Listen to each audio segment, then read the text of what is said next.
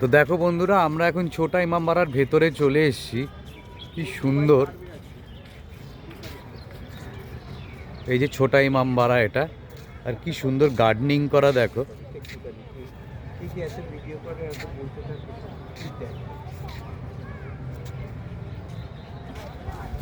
খুব সুন্দর জায়গাটা। তো চলো আরো সামনের দিকে এগাই।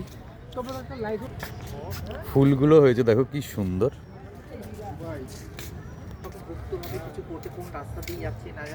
এই পুরোটাই তোমার ছোটা ইমামবাড়ার এরিয়া, খুবই সুন্দর। যাক, লখনউ আসার খুব শখ ছিল, লখনউ আসবো, লখনউ শহর দেখবো।